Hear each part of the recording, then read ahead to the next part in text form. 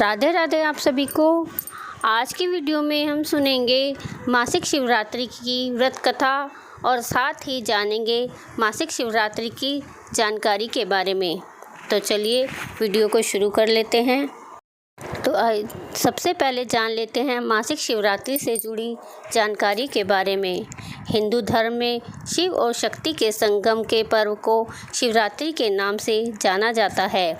वहीं शिवरात्रि का अर्थ है शिव की रात्रि, इसलिए शिवरात्रि की रात को शिवजी जी की पूजा का विशेष महत्व बताया गया है। कहते हैं कि शिवजी जी कृष्ण पक्ष की चतुर्थी की मध्य रात्रि में अवतरित हुए थे, इसलिए इस रात्रि को मासिक शिवरात्रि के नाम से जाना जाता है। यह तिथि हर माह के कृष्ण पक्ष की चतुर्दशी को आती है। मान्यता है कि हर माह में आने वाली मासिक शिवरात्रि के व्रत को अगर पूरे विधि विधान से किया जाए तो मनोवांछित फल की प्राप्ति होती है। साथ ही व्यक्ति के जीवन में सुख समृद्धि भी आती है। आइए अब सुनते हैं मासिक शिवरात्रि की व्रत कथा इस प्रकार है। प्राचीन समय की बात है, चित्रभानु नाम का एक शिकारी रहता था। वह रोज़ जंगल जाता और वहाँ पर जंगली जानवरों का शिकार करता था और ऐसे ही अपने परिवार का पालन पोषण करता था। चित्रभानु उसी नगर में रहने वाले एक साहूकार का कर्जदार भी था, जिससे उसने बहुत सा कर्ज ले रखा था। आर्थिक तंगी के कारण ऋण नहीं चुका पा रहा था। एक दिन साहूकार ने गुस्से में आकर चित्रभानु को शिव मठ में बंदी बना लिया। संयोग से उसी दिन मासिक शिवरात्रि थी।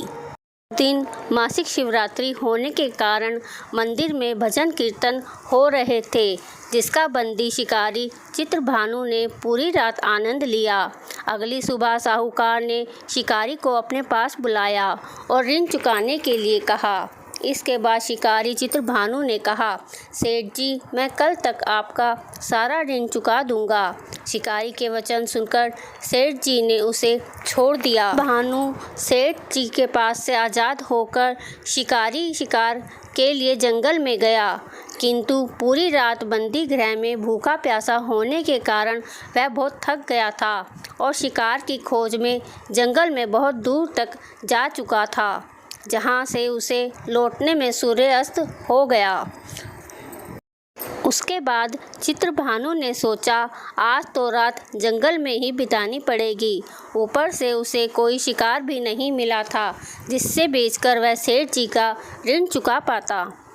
चित्रभानु यही सोचते सोचते एक तालाब के पास जा पहुंचा और भर पेट पानी पीकर सुस्ताने के लिए एक बेल के पेड़ के पर चढ़कर बैठ गया, जो उसी तालाब के किनारे था। उसी पेड़ के नीचे एक शिवलिंग भी था, जो पत्तियों से ढके होने के कारण दिख नहीं रहा था।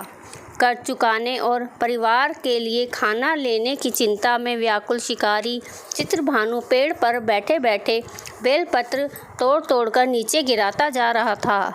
संयोगवश वो सारे बेलपत्र भगवान के शिवलिंग पर गिर रहे थे। शिकारी चित्रभानु रात्रि से लेकर पूरे दिन भूखा प्यासा था, जिसके कारण उसका मासिक शिवरात्रि का व्रत भी हो गया। कुछ समय बाद उस तालाब पर पानी पीने के लिए एक गर्भवती हिरनी आई और पानी पीने लगी।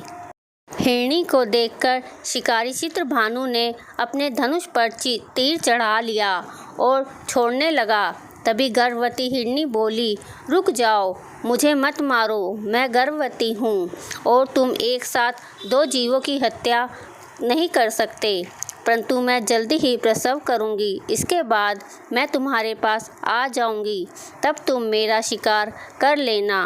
उस हिरनी की बात सुनकर चित्रभानु ने अपने धनुष को नीचे कर लिया और हिरनी झाड़ियों में लुप्त हो गई। फिर इस दौरान जब शिकारी ने अपने धनुष की प्रत्यंचा चढ़ाई और ढीली करी तो कुछ बेलपत्र टूटकर शिवलिंग के ऊपर गिर गए, जिसके कारण शिकारी के हाथों से प्रथम पहर की पूजा भी हो गई। कुछ समय बाद दूसरी हिरनी झाड़ियों से निकली, जिसे देखकर शिकारी के खुशी का ठिकाना नहीं रहा। चित्रभानु ने उस हिरनी का शिकार करने के लिए फिर से धनुष उठाया और तीर छोड़ने लगा। तभी हिरनी बोली, हे शिकारी, आप मुझे मत मारो, मैं भी ऋतु से निकली हूँ और अपने पति से बिछड़ गई हूँ। अपने पति को ढूंढती हुई मैं यहाँ तक आ पहुँची। मैं अपने पति से भेंट कर लूँ, उसके बाद तुम मेरा शिकार कर लेना। यह कहकर वह हिरनी वहाँ से चली गई। इस दौरान शिकारी चित्रभानु 2 बार अपना शिकार खो चुका था। इससे वो और भी चिंतित में पड़ गया और उसे सेठ का ऋण चुकाने की चिंता सताने लगी। जब शिकारी ने दूसरी बार हिरनी का शिकार करने के लिए धनुष पर प्रत्यंता चढ़ाई तो फिर से कुछ बेलपत्र धनुष के टकराने से टूटकर शिवलिंग पर गिर गए। इसी तरह अनजाने में चित्रभानु शिकारी से पूजा का दूसरा पहर भी पूरा हो गया। ऐसे में अर्धरात्रि बीत गई। कुछ समय बाद एक हिरनी अपने बच्चों के साथ तालाब पर पानी पीने के लिए आई। इस बार चित्रभानु ने बिना देर किए धनुष पर प्रत्यंचा चढ़ाई और तीर छोड़ने लगा। तभी वह हिरनी बोली, हे शिकारी, आप मुझे भी मत मारो। यदि मैं मर गई तो मेरे बच्चे अनाथ हो जाएंगे। मैं इन बच्चों को इनके पिता के पास छोड़ आऊं, जिसके बाद तुम मेरा शिकार कर लेना। उस हिरनी की बात सुनकर शिकारी चित्रभानु जोर से हंसने लगा और कहा, सामने आए शिकार को कैसे छोड़ सकता हूँ? मैं इतना भी मूर्ख तो नहीं हूँ। 2 बार मैंने अपना शिकार खो दिया है, अब तीसरी बार नहीं खोऊंगा। शिकारी की बात सुनकर हिरनी बोली, हे शिकारी, जिस प्रकार तुम्हें अपने बच्चों की चिंता सता रही है, उसी प्रकार मुझे अपने बच्चों की चिंता हो रही है। मैं इन्हें इनके पिता के पास छोड़कर वापस आ जाऊंगी, जिसके बाद तुम मेरा शिकार कर लेना। मेरा विश्वास करो। हिरनी की बात सुनकर शिकारी को दया आ गई और उसने उस हिरनी को जाने दिया। इसी प्रकार शिकारी के हाथों मासिक शिवरात्रि की तीसरे पहर की पूजा भी हो गई। कुछ समय बाद एक मृग वहां पर आया। उसे देखकर चित्रभानु ने फिर से अपना तीर धनुष बाण उठाया और शिकार की ओर छोड़ने लगा।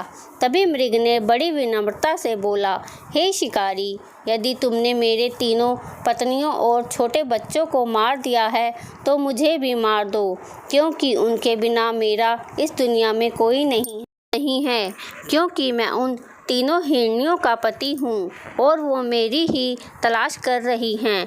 यदि मैं उन्हें नहीं मिला तो वो सभी मर जाएंगी। मैं उन सभी से मिलने के बाद तुम्हारे पास आ जाऊँगा, जिसके बाद तुम मेरा शिकार कर सकते हो। उस मृग की बात सुनकर शिकारी को पूरी रात का घटना चक्र समझ में आ गया। मृग ने शिकार को कहा, मेरी 3 पत्नियां जिस प्रकार प्रण करके गई हैं, उसी प्रकार वो वापस आ जाएंगी, क्योंकि वो तीनों अपने वचन की पक्की हैं। और यदि मेरी मृत्यु हो गई तो वो तीनों अपने धर्म का पालन नहीं करेंगी। मैं अपने पूरे परिवार के साथ शीघ्र ही तुम्हारे सामने आ जाऊंगा। कृपा करके अभी मुझे जाने दो। शिकारी चित्रभानु ने उस मृग को भी जाने दिया और इस प्रकार बार बार धनुष चढ़ाने और नीचे रखने से बेलपत्र गिरने के कारण अनजाने में उस शिकारी से भगवान शिव की पूजा संपन्न हो गई। इसके बाद शिकारी का हृदय बदल गया और उसके मन में भक्ति की भावना उत्पन्न हो गई। कुछ समय बाद मृग अपने पूरे परिवार के साथ 3 हिरनियों और बच्चों के साथ उस शिकारी के पास आ गया। शिकारी से कहने लगा कि हम अपनी प्रतिज्ञा अनुसार यहाँ आ गए हैं। हे शिकारी, अब आप हमारा शिकार कर सकते हो। जंगल के पशुओं की सच्ची भावना देखकर शिकारी चित्रभानु का हृदय पूरी तरह पिघल गया और उसी दिन से उसने शिकार करना छोड़ दिया। अगले दिन वो नगर में लौटा और किसी और से उधार लेकर सेठ जी का ऋण चुका दिया और स्वयं मेहनत मजदूरी करने लगा। जब शिकारी चित्रभानु की मृत्यु हुई तो उसे यमदूत लेने आए, किंतु शिवदूतों ने उन्हें भगा दिया और उसे शिवलोक ले गए। इस प्रकार उस शिकारी को मोक्ष की प्राप्ति हुई। इसी के साथ मासिक शिवरात्रि व्रत कथा समाप्त होती है। आइए अब उन उपाय को जान लेते हैं जिसे करने से आप भगवान शिव की विशेष कृपा प्राप्त कर सकते हैं। भगवान शिव को नंदी से बड़ा लगाव था, इसलिए अगर इस दिन भगवान शिव की सवारी नंदी या बैल को हरा चारा खिलाया जाए तो जीवन में सुख समृद्धि की बढ़ोतरी होती है। ये तो था पहला उपाय। अब दूसरा उपाय देख लेते हैं। भगवान शिव शनि देव के गुरु हैं, तो अगर कोई व्यक्ति शनि दोष से पीड़ित है या शनि की डेढ़िया या साढ़े साती के बुरे फल की प्राप्ति हो रही है, तो ऐसे में शिवरात्रि के पावन दिन भगवान शिव को काले तिल मिलाकर जल अर्पित करें।